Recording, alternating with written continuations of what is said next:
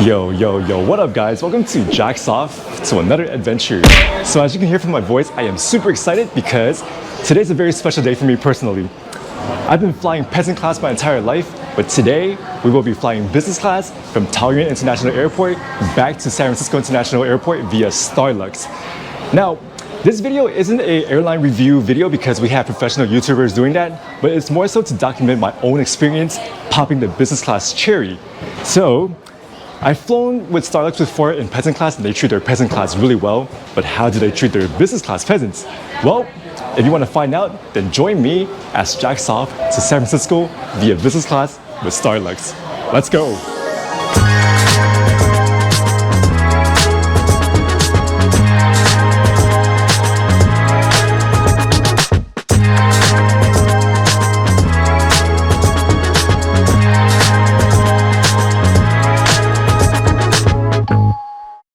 Checking in was a breeze because the business class line was empty. It also looked like an empty flight, so there were no peasants to mean mug. Damn it! I did come to the airport 3 hours before the flight, not because I'm an airport dad, but I wanted to chill at the lounge. I do have priority pass, and Taipei International Airport has some legit PP lounges, but since we're flying business class with Starlux, we get access to their galactic lounge. Ooh.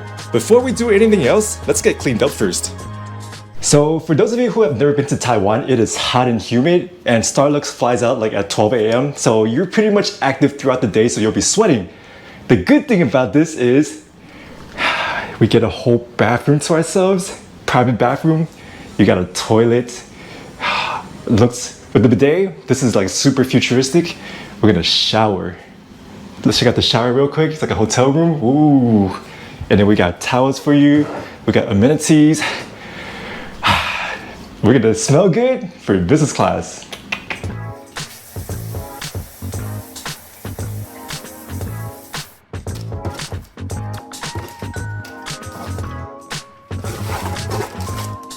So they make the whole lounge area look like a spaceship. This is the downstairs area. That was the shower over there. The staff said there's food here as well. Check it out. You got the drinks, you got the tea, the healthy stuff. Things I've never seen before. Natural benefits, bees lemonade. Wow. Yogurt, milk, the regular stuff, salad, your fiber, so you can use the business class bathroom on board. You got your pastries, you got your food here. Ooh, that looks delicious. Seems like no one touched this. I don't think anyone's down here. And then of course, you have the unhealthy stuff. We'll toast when we get upstairs. The main lounge upstairs was pretty empty because there's no priority pass peasants here. There were much more food options on this level, and you can even order from a small a la carte menu. Since we're in Taiwan, we are going to toast to some Taiwanese whiskey, 爽爆! For reference, here's the general use bathroom, very clean and vibrantly designed. After freeloading and chilling for almost 2 hours, it was time to board the flight. Whew. The lounge experience, wonderful. The only downside, we have to walk to the gate, which takes around 18 to 20 minutes. Only downside. Even though the gate was about a 20-minute walk, it was a great way to walk off all that food because I'm assuming we'll be eating more during the flight. Also, someone give this guy a raise. Wow! Are you serious? Taiwanese work ethics are something else, man. After the long walk, we met up with the other peasants, but check out the staff spaceship outfits. Super unique. After ticketing, we make our first ever turn into business class. Let's go!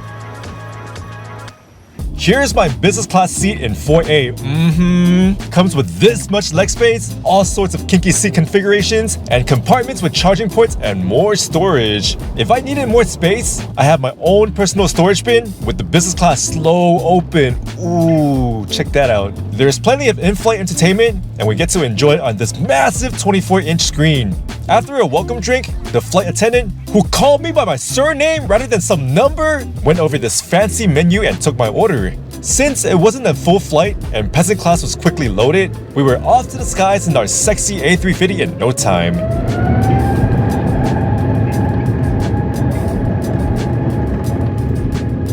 Check out these business class seatbelts, way fancier than peasant class.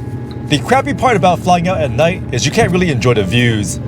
Shortly after reaching the cruising altitude, we get our first meal service. In peasant class, you usually get 3 options only: chicken, cow, or plants. Here, you get the full fine dining experience starting with the appetizer. I opted for the milkfish, niçoise salad, and coconut crab bisque soup with lots of crab meat. Even the pepper shaker is fancier, what the hell? For the main course, I ordered the juicy tender braised short rib, where the taste exploded in my mouth. To feel healthy and fat at the same time, I got some fruits and ice cream to end my meal. A freaking 3-course meal on the plane, ladies and gentlemen. After the meal, most business class peasants fell into a food coma, but we got some work to do. To stay awake, I ordered boba milk tea, which tasted okay, but it's not about the taste, it's about the availability. Drinking boba milk tea at 35,000 feet makes you want to pee, so let's check out the business class bathroom. It was pretty much the same size as peasant class, but cleaner, with more souvenirs. The best part is how it's usually empty because there are no peasants fighting over it. I got tired of chilling, so it's time for a nap. Since the seats lay completely flat, we're gonna be sleeping good. The flight attendant even gave me a non-addictive goodnight snack. How sweet. After the best ever 3-hour nap on the plane, I got gently woken up for our second meal service, which I ordered chicken salad, yogurt, and beef quesadilla. I've never had quesadilla on a plane. It's definitely not close to the ones you get in taquerias, but still better than any peasant class food I've ever eaten. Before landing, the flight attendant gave me a deck of cards for souvenir, but of course, we're gonna take more. Like this Bricks Amenity kit with all the goodies, and of course the Starlux pajamas. After flying for 9 hours, we made our descent into SFO, the best airport ever. This means our business class journey is about to end, so here are some of my honest thoughts about my first ever business class experience with Starlux. First, the amount of attention you get compared to peasant class is so different. In peasant class, they kinda just leave you alone to suffer for the majority of the time. But in business class, they're constantly checking up on you, asking you if you need anything, and making sure you are content. I was not ready for that kind of hospitality, and it was a bit overwhelming at times for a lifelong peasant class passenger. Next, the comfort was top-notch. You get your own individual pot with lots of privacy, and because the seat lays completely flat, you can actually sleep and not wake up to muscle aches or back pain every 15 minutes. As for the food, it was great, but it wasn't like super delicious, just being real. It's still better than any airplane food I've ever had in my life though. Lastly, I want to give a shout out to all the flight attendants for taking care of me, especially you, Brenda. You guys were all super kind and professional, so thank you guys for giving me such an unforgettable experience on my first ever business class flight. Before we end the video, here's the last lesson of the day. Business class luggage gets priority too? What? And just like that, happy time is over. Oh man. But it was great while it lasted, and it looks like I'll be flying peasant class in the near future, but one of these days, I'll figure out a way to fly first class, hopefully on an A380 with Emirates or Etihad because they have showers on board, or unless another carrier up their game. But yeah, that'll be the next milestone. Well, after flying business class, we learned a lot of things today, but hopefully you guys found this video very entertaining and very informative. But as for now, thank you guys for watching. I hope you guys enjoyed it.